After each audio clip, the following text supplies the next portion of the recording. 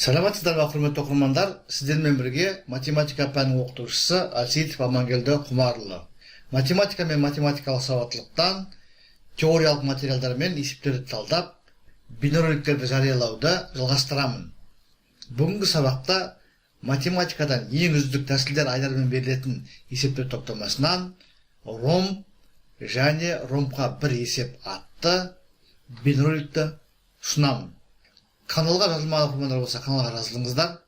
Және лайк қойып, комментарий жазу арқылы, сонымен қатар репост жасау арқылы каналды қолдап отыруды ұмытпаңыздар. Сіздердің әрбір пікірлеріңіз каналды жақсартуға септігін тигізеді. Сонымен бүгінгі есепті талдауға кірісеміз.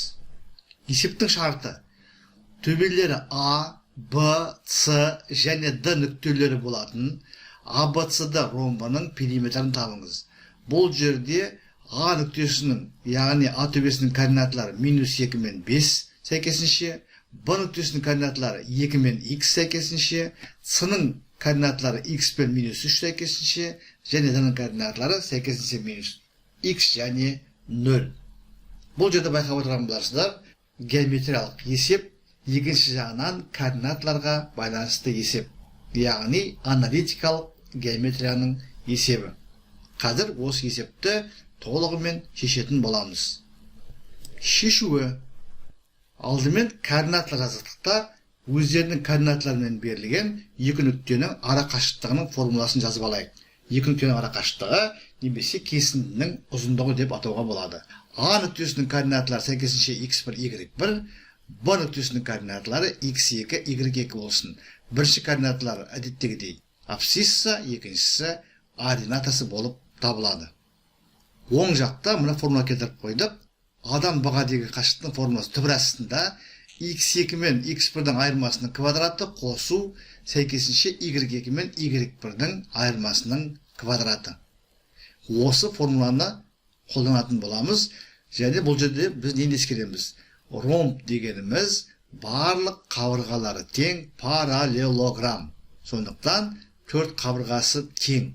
Біз көршілес АБ және АД қабырғаларының тең екендігін пайдаланып, мына формуланы АБ және АД үшін қолданатын боламыз. Сонда қараңыздар, АБ үшін қолданатын болсақ, бұның координаталары 2 мен X, ал Аның координаталары -2 мен 5.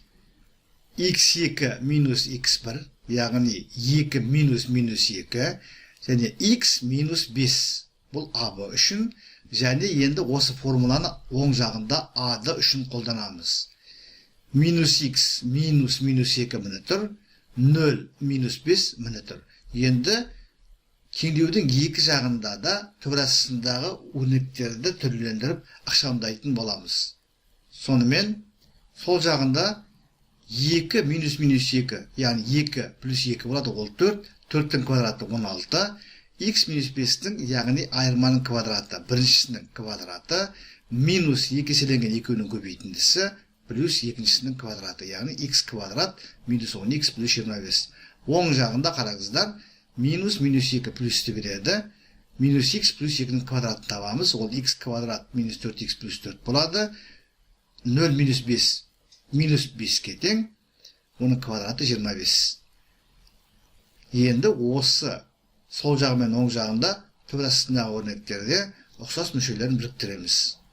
Және екі жағында квадраттап түбірден құтыламыз. Сонымен сол жағында x квадрат минус 10x, 16 мен 25-тің қосындысы 41 болады. Оң жағында x квадрат минус 4x, 4 мен 25-тің қосындысы 29 болады. Және екі жағында квадраттап түбірден құтыламыз. Және сол жағындағы x квадрат менен оң жағындағы x квадрат жойылады. Сонда біз нәтижесінде x-ке қатысты сызықтық теңдеу аламыз. Сонда біз алдымен минус 6x тең минус 12 деген қарапайым сызықтық теңдеу аламыз. Оны шешіп, теңдеудің түбірі x тең 2 деген түбір аламыз. Сонымен бізде x 2 екен. Және қараңыздар, берілген төрт нүктенің үшеуінде де x деген, қараңыздар, x x және минус x координаталар белгісіз. Яғни біз бір теңдеуді шешу арқылы төрт нүктенің координаталарын анықтадық. Әрі қарай енді біз x координаталарын анықтадық.